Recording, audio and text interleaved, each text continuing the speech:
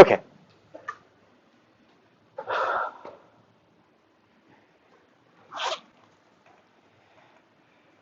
are you guys doing so far this semester? Just, is it normal? Is it weird? Are you having trouble adjusting your seat like I am, evidently? What's that? My desk is. Should change chairs. That's a serious amount of inertia. What's up with your schedule? Well, I'm used to having like 9 o'clock classes, so like 7:45, and now I have like an 11:15 and then this class. Okay, so it's just different. Like Tuesdays and Thursdays are not every day. Wake up in the morning and get everything done, and then when you get out of class, you're just done for the day. Yeah, my schedule's 9 to 5. Is it? Yeah, I work every day, so I work Wednesday, Thursday, Friday, 2 to 5. Mondays I don't work because I have class all day. Tuesdays I work like 6 hours. Uh-huh. It's a busy schedule. So Rebecca Hamlet told us that you guys are doing an inventory of the entire library. Is that true? Yes, it's delightful. Is it? Awesome. Yeah, we're shifting all the books so that all the shelves have the same amount of space on them. Uh-huh. We're taking all the damaged books out and processing those. So hopefully we'll be getting rid of a lot of the collection. No. Yeah, it needs to be done. Because we already did that once Yeah, once they while I've didn't been do here. it, like, well, we don't really know how they went about the selection process when they did that, but While I was here, they did it. They looked at all of the books that hadn't been checked out in the previous decade. I think it yeah, was. we're looking at the ones from the last 20, like that haven't been checked out in 20 years. Okay. Your class is going well? Are you meeting in person mostly or remotely mostly? Oh, Okay. All right, cool. Okay, well, the purpose of today is twofold. One purpose is to follow up on what we were talking about last time, which is kind of this way of thinking that takes you beyond just knowing things, but understanding things, applying things, and thinking into the future about what other things need to be done. We started on Wednesday talking about the Shrike example, where Shrikes, their behavior has generally been interpreted one of two ways, and there's a possible third interpretation of this behavior. We talked in lab yesterday kind of about the dangers of interpreting behavior and the function of behavior and things like this. So whenever you think there's a possible third interpretation, a new interpretation of a particular behavior, it's important to test that interpretation. The other thing that I want to accomplish today is I want to kind of demonstrate for you how I want you guys to lead discussion when it's time for you to lead discussion. And I think one of the easiest ways to do that is to do it for you and then say, you need to do it like I did it. And so this is kind of a modeling exercise, modeling behavior that I hope that you guys follow. The third thing is I also wrote a literature summary about this paper some years ago. I forget how many years ago I did this. And then we'll talk a little bit about the literature summary at the end of our conversation. So, when you lead discussion, you might want to have some visual aids prepared. You don't have to, because presumably everybody should have the paper sitting in front of them, and you can refer people to the figure. But if there's anything that you want them to, pay attention, that might be facilitated by you showing it on the screen and pointing at stuff, then that's fine too. Just get me the presentation beforehand so I can have it ready to go. So, generally the way I like students to organize discussions is by the facilitator to kind of introduce the idea, and then once the idea is introduced, begin to walk the class through what the paper is about.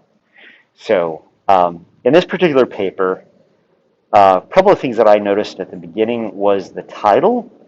The title refers to catch size, and when we talk about catch size, it's the number of food items that are cached. So the authors, kind of in the title, they're signaling to us that they are in the mindset that this food cache is actually a food cache. It's a storage of food rather than something else. So they're kind of telegraphing that they have been steeped in the prior interpretations of this behavior of impaling prey items on sharp objects in the territory of a shrike. But here in the introduction, they talk about this behavior. So in the first paragraph, they talk about they're noted for their behavior of impaling prey on pointed objects. And then they put forth a couple of explanations that have been provided for in the past, which is allowing them to manipulate their prey and dismember their prey. It may also increase the size of the items that they can handle. So that's all prey handling sorts of issues. There's this idea that it might separate, help divide labor between sexes. Males do the hunting and impaling, females do the butchering and feeding themselves and their young.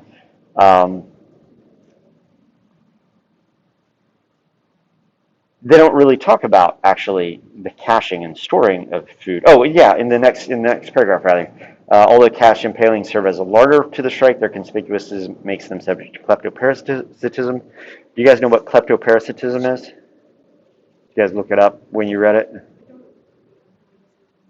If you're a kleptomaniac, what are you doing? You're stealing things. So kleptoparasitism is just a form of parasitism that involves the stealing of resources. So because these prey items are all distributed out in the environment, they might be stolen by another shrike in a neighboring territory.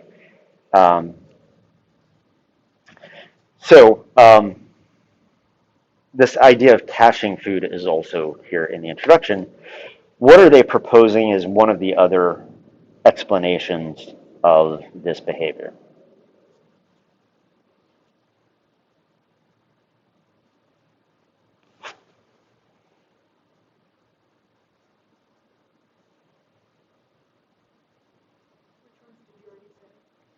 Food caching and food manipulation, food handling.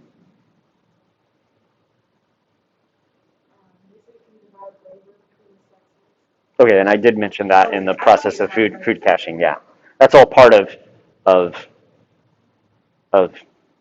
partly handling the prey. The male does one thing and then the female does another thing in terms of prey handling. So it's all kind of wrapped up in there. Yeah, so here at the end of the introduction, which is kind of where you would expect to find things like this, this idea that catches play a role in mate attraction. They reflect the quality of male and its territory, and thus affect mate selection by females. And so this is the hypothesis that they want to test. If this is true, what kinds of things might you expect to see? This is in their 3 predictions section at the end of the introduction.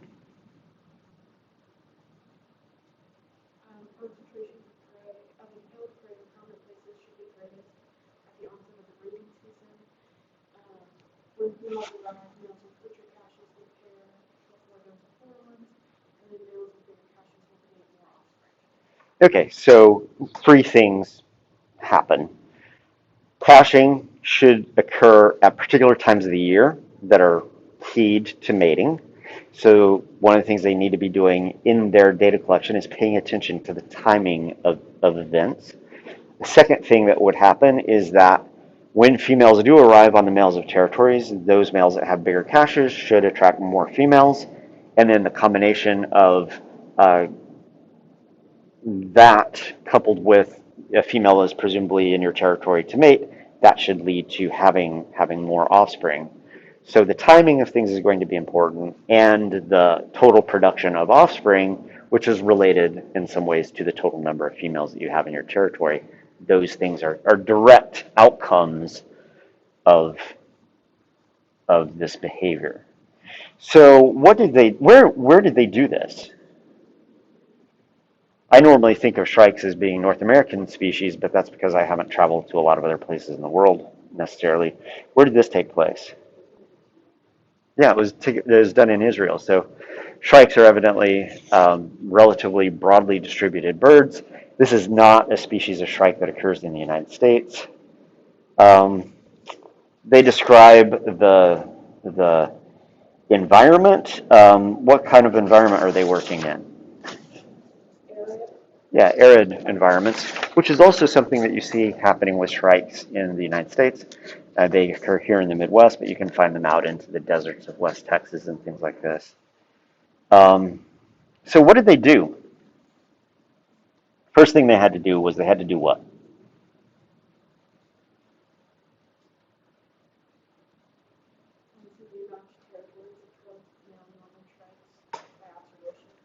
Okay, so they looked at the territories that were being patrolled by these different males. How did they distinguish between males? What's that? Yeah, they put little leg bands. They used standard bird bands so that they could identify individuals. Um, because this is an experiment, they designated a set of controls, and then they had two different kinds of experimental animals. What was the nature of those experimental animals?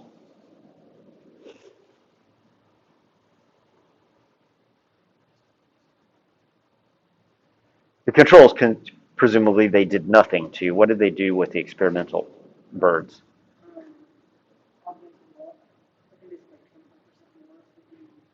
Okay, so the augmented birds, they added 25% more prey to their territories. So presumably, I would guess they had prey and they just went through as researchers and impaled it themselves in the territory. Where did they get those prey items?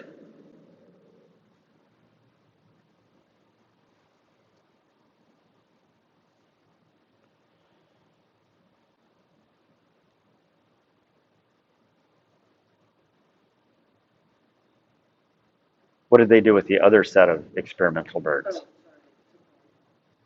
Hmm? Yeah, so there were three birds that they augmented, and there were three birds that they removed all of the items that were in their cache. So any impaled item in their territory, they took it. So this is one thing that I think is important for the cache removal birds. They removed all of the prey items. They didn't reduce it by 25% or leave 25% behind. They basically left nothing behind. So that's a much bigger change than what they did for the augmented birds, which was by increasing their cache by 25%. And I think that's a difference that we can talk about when we talk about the discussion, but I think it's an important thing to note right now. After they assigned these birds to either the control group or the experimental group. How many birds total did they have? At 12. Six of them were controls, three of them were augmented, and three of them were removals. They did this in a north part of the site that they were working at and in a south part of the site that they were working in. Why did they make that distinction? Okay, so there's directional movement evidently at this site, and so they wanted to control for that directional movement. So they had six birds in the north, six birds in the south, three in the north were controls, three in the south were controls, the others were all experimentals. Um,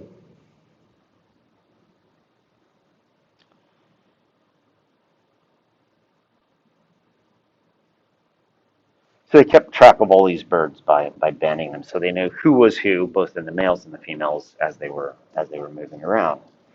And what did they measure ultimately? What were their variables that they were paying attention to?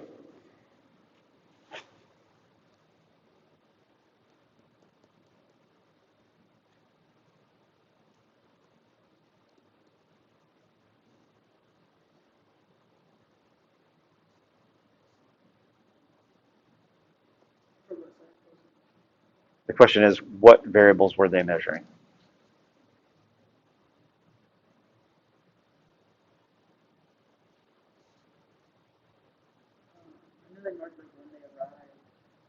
Okay, so they noted when they arrived. Yep. What else? How large the cache was and like when the cache peaked. how large the cache was, when the cache peaked. All has to do with the timing of events that they talked about in the introduction. What else? How many times the males were like the females, and how many litters they produced? How many nests were produced? Yep. Okay. So nesting frequency. What else? Number of eggs that were produced, and then number of fledglings that were produced. Because you might produce a bunch of eggs, but those eggs don't thrive for whatever reason. The eggs may hatch, but then the fledglings aren't getting enough food, and so they don't survive. Ultimately, the way most bird biologists measure success of a nest is how many birds actually fly away at the end of the developmental period, where the parents have control over the parental care of the offspring. So in figure 1, what are they showing us? So we're now talking about results. Figure 1 on page 419.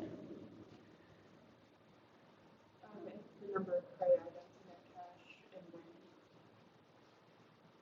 Yeah, and what would you conclude from this distribution? Yeah, you get this big increase in the number of prey items that are found in caches during the breeding season. Is this consistent with their hypothesis that this might be an advertisement? Yeah, so if you go back over to the introduction, you see concentrations of impaled prey in prominent places should be greatest at the onset of breeding season. And they're not greatest at the onset of breeding season, but they're kind of greatest in the heart of the breeding season. But they do start to increase in abundance in October, which is the beginning of the breeding season. That line underneath represents when breeding is active. What is figure 2 about?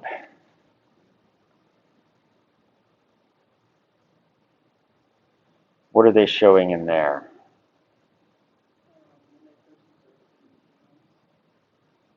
Okay, so the dots are when females are first observed in the territories of males.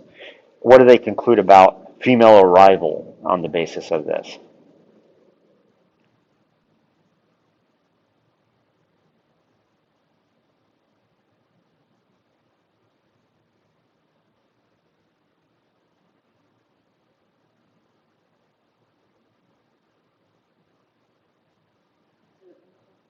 What would you conclude about female arrival on the basis of this figure?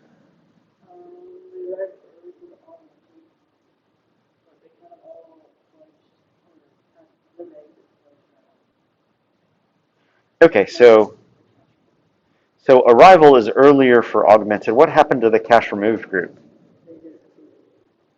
No females visited them, and then they finally left. And those pluses are the dates that they finally just kind of gave up on things because these stupid scientists kept taking all their food.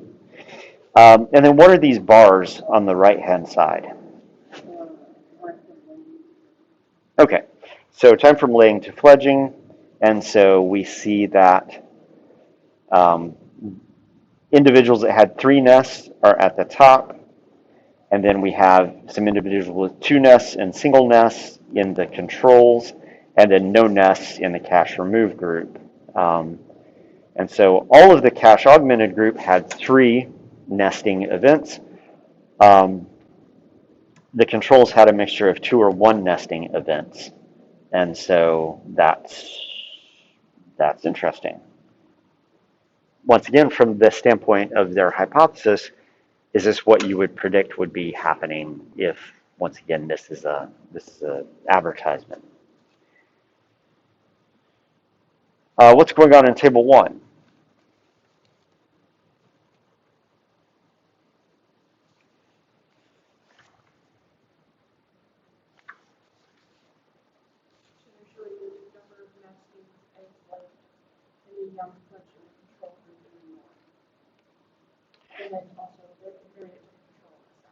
Yeah, so this is looking at control groups in the north and south, and basically what are they finding? There's no difference, and so they lumped all of those things into one single control group, so they have now 6 control nests, and then they have 3 augmented nests and 3 removal nests, and that's all in one big analysis rather than having to analyze the north different from the south, basically. So what is going on in table 2 then?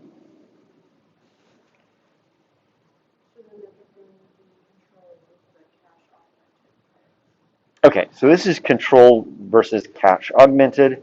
Why are they not doing the cache removal group? What's that?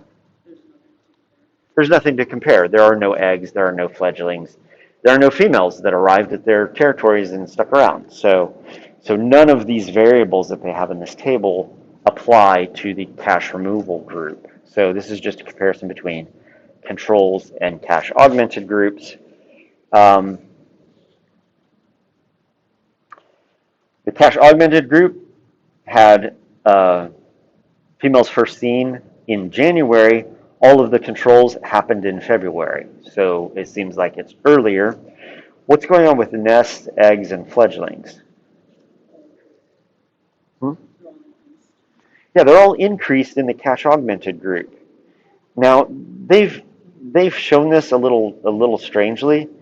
In the caption, it says those in columns followed by the same letter are significantly different. That's typically not how we signify differences when we put letters on things. So sometimes it's really useful to read the caption carefully.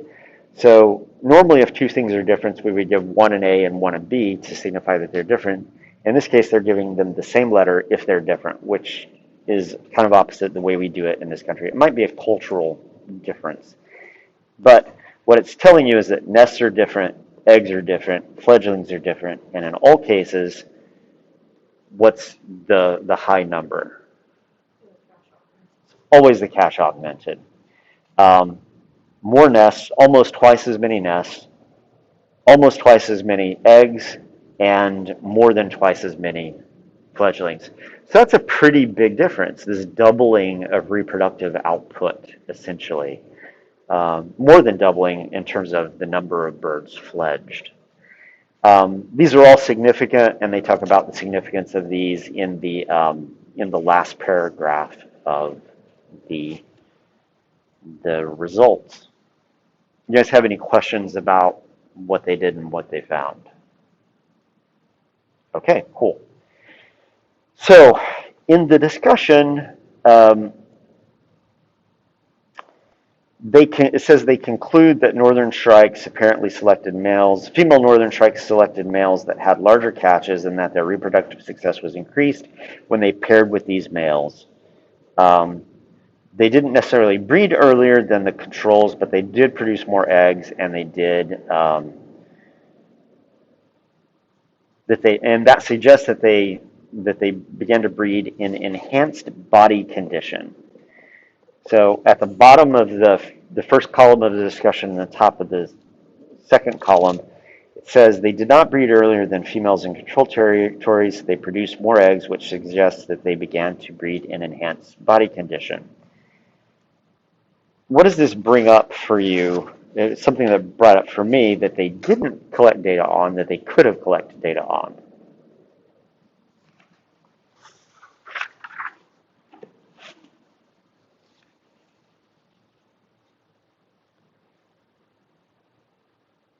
What do they mean when they say body condition? How healthy they are. If you were quantifying body condition in a bird, how might you do that?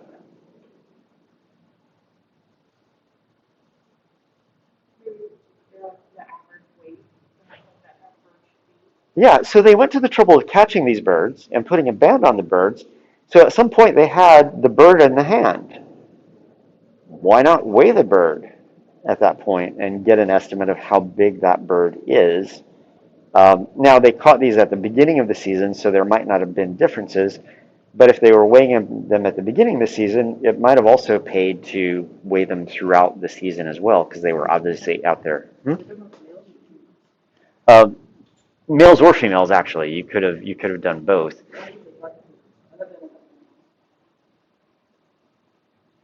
It says all birds were captured, and it also says, I think I mentioned this just in passing. You might not have you might not have caught up when I was talking about it, but towards the end of the methods, it says to avoid the possible effect of females returning to the breeding area from a particular direction and pairing with males they discovered first. 3 control birds were chosen with territories in the north and study area in the south. That implies that they also knew the identity of the birds, as the female birds as well, so they must have been catching female birds and marking them as well, because they knew who was in which territory. Um,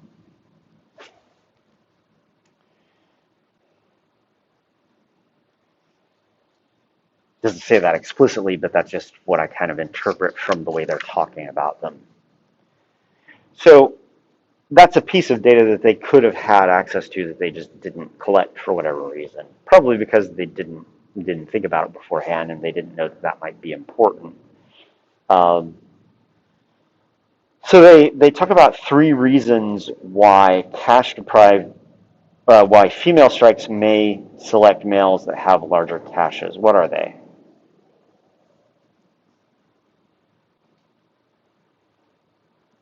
This is in the discussion. Here in the discussion in the second column, it talks about 3 reasons why females might prefer males with larger caches.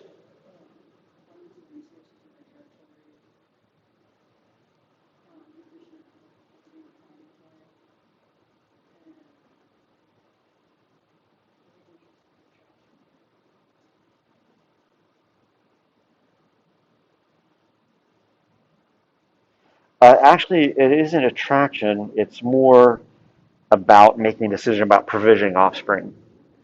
So it says holding a better territory does not necessarily mean that a male is genetically superior, only that his mate can feed herself and her offspring better. So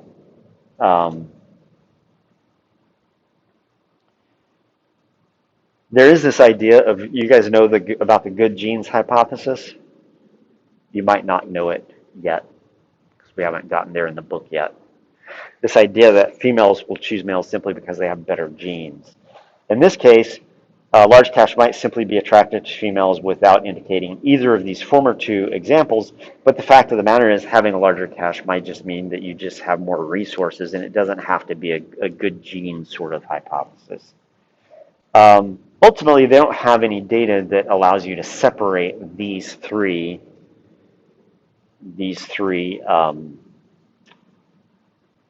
explanations as to why the females are choosing males on the basis of their caches.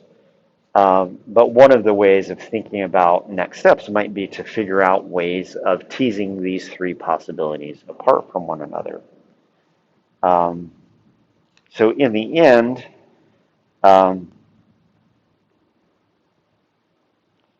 they conclude here at the end that cache size is a cue for mate selection and strikes. It may serve as a direct measure of male and territory quality, but then it also has this additional function as a potential larder, just having more food for raising more offspring and having better body condition females that are then capable of producing more eggs. So that's pretty much it for what's in here. Do you guys have any questions?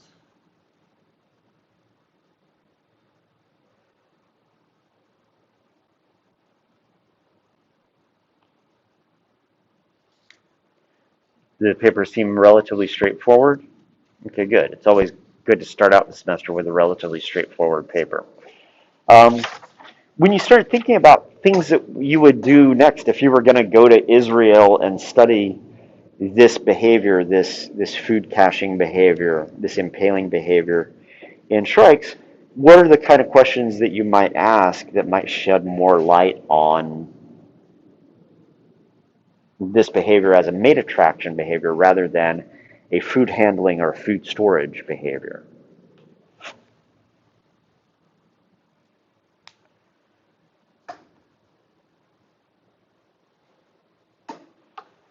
This is stuff that you would be more prepared for if you had actually written a literature summary, because you would have had to have written about that in writing the literature summary. So I'm catching you a little bit off guard at this point. But what are your thoughts here at the end of having talked through this? Something that kind of caught my attention was they talked about that the shrikes also inhale like inedible objects. Uh-huh. So that would be something I'd be a little bit more interested in. Is like how often are they inhaling inedible objects, and kind of what does that show to the females? Because like how we talked about with like food, obviously showing that they have like a good territory, or like that's one of the Yep. theories of like showing they have good territory with lots of food, but what are the inedible are they showing? Yeah, so that's kind of why I started thinking about this back when I was in graduate school. I saw these inedible objects in the larder of a bird, and I'm like, there's no way you're ever going to eat that. So let's think through that idea, because I think that's actually a pretty good idea. How would you redo this experiment to try and separate the effect of inedible objects from edible objects, especially with this last sentence in the paper? Cache size is a cue for mate selection, and it may serve as a direct measure of male and territory quality, but it also has the added benefit of just being more food, potentially. Would you design an experiment that separates the effect of additional food that is independent from the effect of just having more stuff hanging around in your territory? I mean, I think you could set it up with having control birds, and then kind of going off of what they did with like an augmented cache and taking away their cache, and then maybe having ones that only have inedible objects in their cache Yeah, you instead could of you could edible objects. yeah, you could augment with just inedible things and say, okay, so you have more in your cache, but all that's really gaining you is cache size. It's not gaining you more food. It's not gaining the female more food to feed their offspring or anything else. It's just a visual duping in a sense of the cache size. It's like, woo woo, look at me, I have a cache. It's meaningless to you except as a signal. There's no energy, there's no nutrients in it. So in that way, it doesn't really have much benefit to the female. All the male would then be using it for, in a sense, is to attract the female initially. And so you could then separate this effect of larger cache means more visual stuff in the territory to attract the female, but it also means more food. And this way you could separate those two ideas, um, which would be a good kind of follow-up experiment. I have no idea if they followed up with an experiment like that, but that's an experiment that you could follow up with. Um, and this gets at the third explanation for why females would be attracted to a larger cache. If they're being attracted to the larger cache because the larger cache represents more food availability, then those augmented caches that are augmented with inedible food should not be very attractive to females. So you would also be able to rule out or rule in one of their explanations up here. So in that experiment, you would have controls, you would have removal birds, you would have augmented birds with food items, probably, and augmented birds with non-food items. And that would be the clearest test, I think. So you would need more than 12 birds, probably. um, what other thoughts about kind of next steps?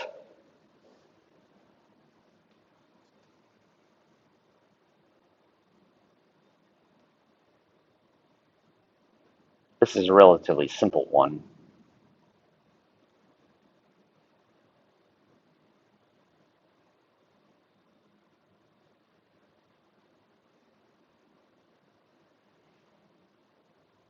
And there are three reasons why female shrikes may select males that have larger catches. What's their first explanation?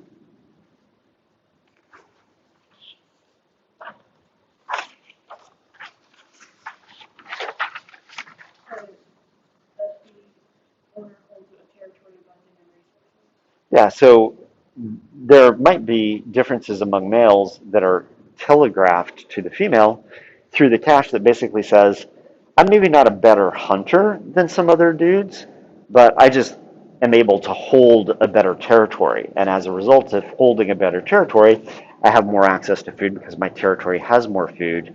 And because it has more food, I can display more food to you. And then that makes you want to come and join my territory. And over in the methods, it says,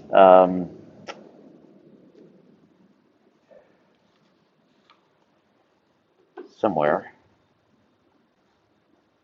yeah, their favored catch sites were noted, but no measure of territory quality was made. So another thing that you could do is actually look at territory quality, collect insects, since insects were mostly what were being put in these caches, and saying, well, that dude isn't a better hunter, he just happens to be living in a territory that has more food availability, and so he has more to display, as opposed to another bird that might have a poorer quality territory but still has a lot of food in his cache. So it's not advertising territory quality, it's actually advertising quality of the male as a hunter. Um, the person who holds a good territory is like the rich kid with the spoon in his mouth versus the other guy who's just working really hard to make things happen. Um, so territory quality, it would have been nice had they measured territory quality. They just didn't for whatever reason. Um, Avery, you haven't been talking about next steps. What are your thoughts? Hmm? Well, no, just any thoughts about next steps. Um,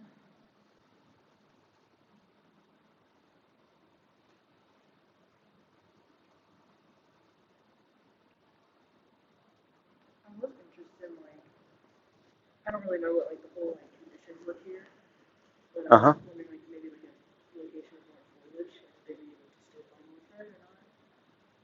That was just something that I was interested in. Uh-huh. They're actually capable of finding thread versus having it. So ultimately, when you read a paper, the first thing that you should be thinking about as you're going through it is kind of what comes next. What more is there still to learn about these birds and this particular behavior? Um, it would be nice to see more birds in a study, in any future study that was done. 12 birds is really not very many, although it was sufficient enough to detect the differences that they had. Would have been nice to know about territory quality. It would have been nice to know about the condition of the animals over the course of the study. Um, so these are all things that could be done in the future. Once again, to try and tease apart what's going on here. This is a first attempt that gives you a coarse answer to a general question that actually has led to a bunch of other questions. And that's precisely what happens in science. Um, any other comments that you might have?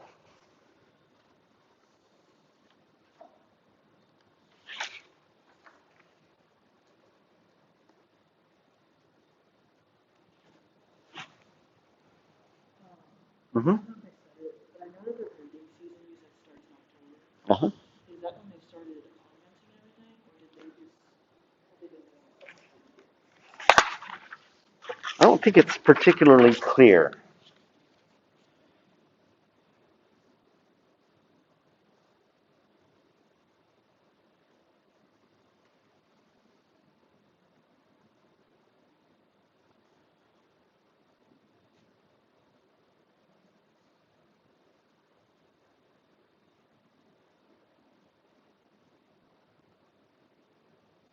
It's not clear, but in the second column on 419, it talks about um, 6 males served as controls and their catches were counted weekly for an entire year. On the same day, all prey from catches of 3 experimental males were collected and the catches of 3 others were augmented by increasing each by 25% over the mean number of prey and control catches. So it seems to me like they probably started it at a particular time, but it's unclear what that particular time is. Seems like October would have been a good time because that's when breeding season starts. That's before the females are arriving in January. and it's when caching seems to be taking an uptick. But once again, it would have been nice if they had been clearer about when exactly they did that.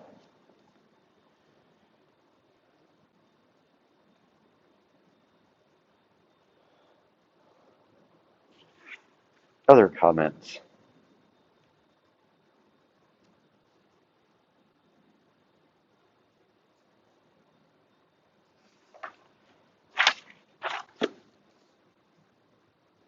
Okay, let's debrief about having discussion. Um, what did I have to do to get prepared for today? Read the paper from several times. Oh yeah, I had to read the paper several times.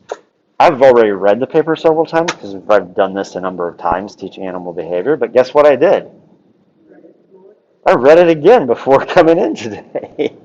So yeah, you need to read the paper well enough so that you, the facilitator, really understand the paper well, because it's your responsibility to lead your classmates through the understanding of the paper, and you can't really do that if you yourself don't understand it. So you need to read it at a level of detail that's pretty detailed and pretty thoughtful. And what else do you need to do in preparing to facilitate discussion?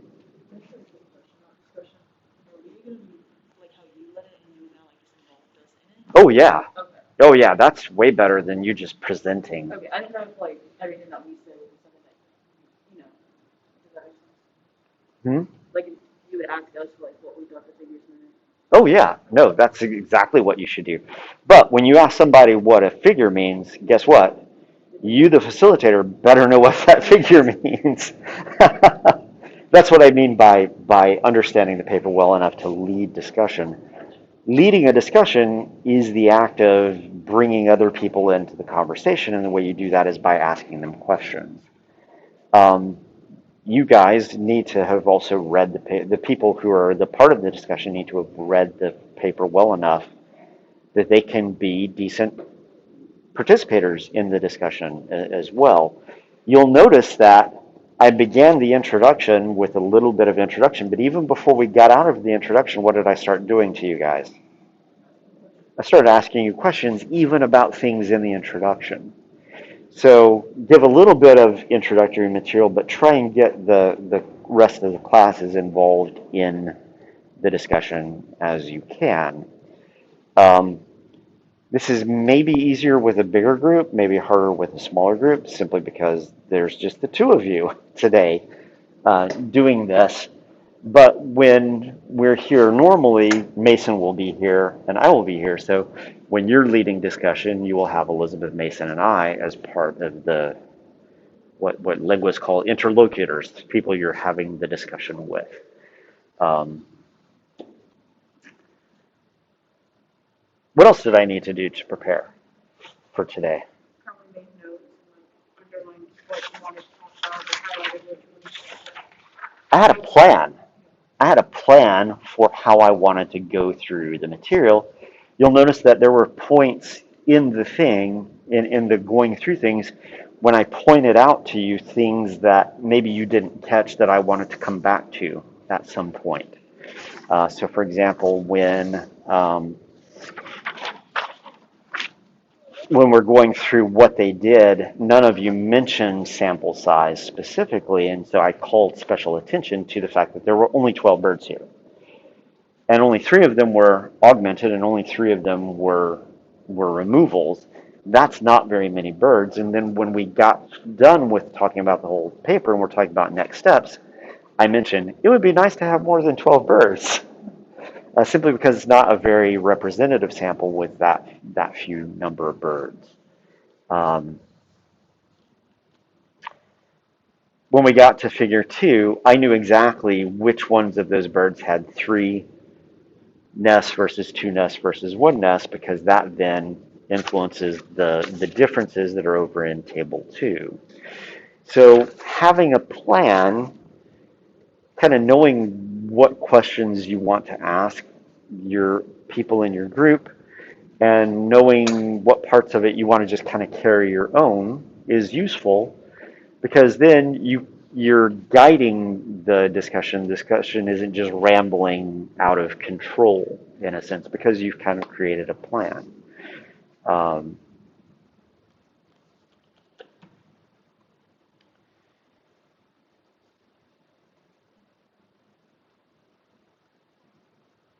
what do you do when Elizabeth is answering all the questions? Someone else. Yeah, you turn to Avery and say, Avery, you haven't said anything yet.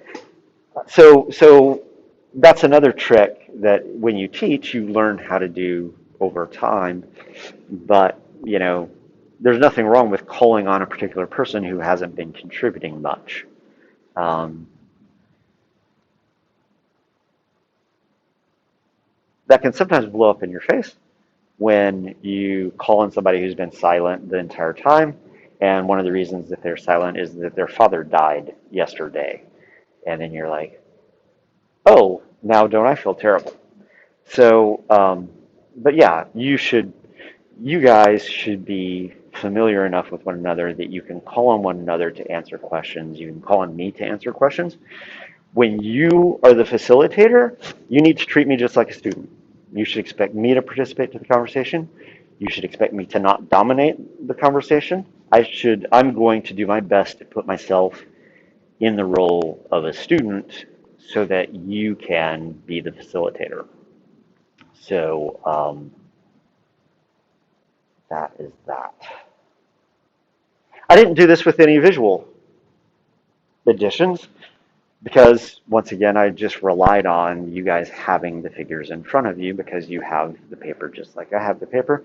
But if you're going to feel more comfortable having some things that make points that you want to make, feel free to do that. It's really up to you. What else?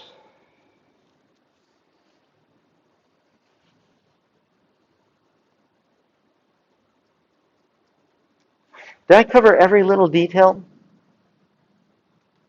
No. What did I do? The big, most important things. I picked and choose what I wanted to concentrate on. Um, as I look at the discussion, there's this thing at the beginning of the discussion that I put little check marks on, which probably indicates that I thought it was important when I read the paper, yet I didn't go through it. But basically, the first part of the discussion says strikes increased. We found that cache size of strikes increased prior to their breeding season, peaked when nests were completed and eggs laid, and declined sharply when impalings were fed to mates and offspring. So that has everything to do with timing, and I probably would have done a better job of guiding discussion if I called attention to that when we got to the discussion.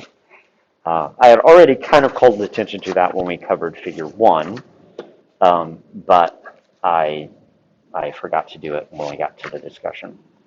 And you don't have to have a written out plan. You can see I don't have a written out plan, but I definitely thought about what my plan was before I came in here. And so, did you guys read my summary? Did you notice anything in the summary that you would have graded me down on? Because I also read my summary before coming to class, and I discovered that there's factual inaccuracy in it.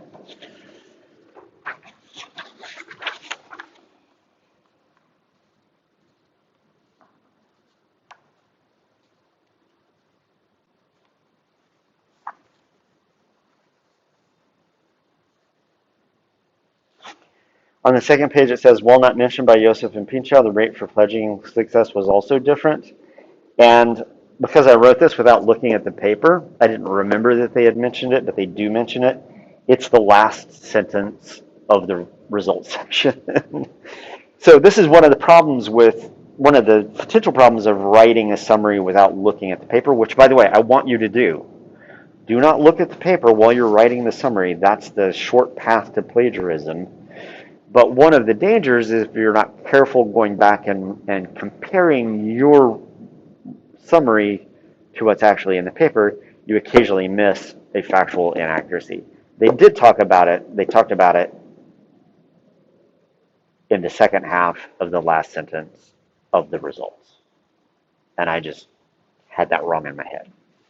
So they did mention that. So if I was grading this, I would have graded off because there's factual inaccuracy there. Um, Elizabeth clued in on a future direction of research that is actually better than any of my future directions of research in this thing. This idea of manipulating non-food items in the cache to kind of separate the effect of the cache as a food source versus the effect of the cache as a signal. Um, I'm going to steal that and put this in here. No, I'm not. I'm going to leave this as it is. But that was actually a much better idea for next steps because it gets at the heart of this thing that is at the end of the discussion. Oftentimes in the discussion, the authors will give you hints or in some cases directions as to what next steps might be followed. And so paying attention to those clues in the discussion makes your writing of the critical thought part easier. Because like, oh, talking about non-food items, well, let's explore that. What would that look like? You could write a whole paragraph about how that experiment would look and what you might expect to find. If it really is serving the main purpose of being a display for attracting a mate. And that would be an awesome critical thought section of the paper. So a model for how to write a literature summary, a model for how to do discussion. Why am I modeling this for you?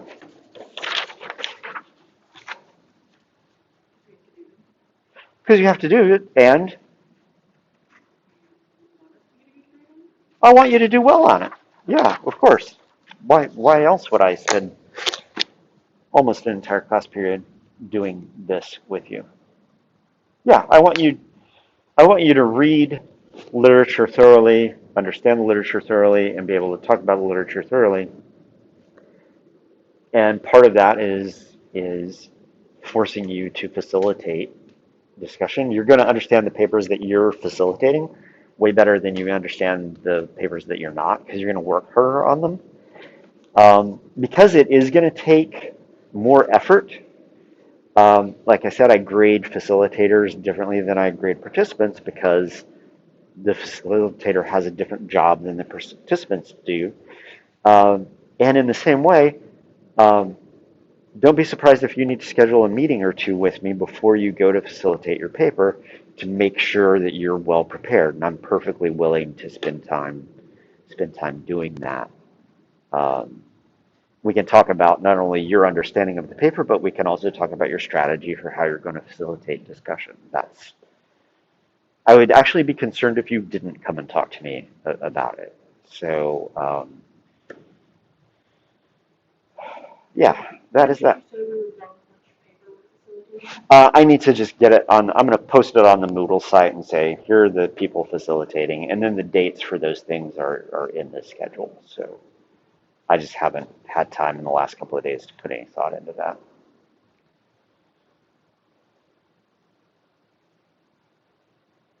Questions?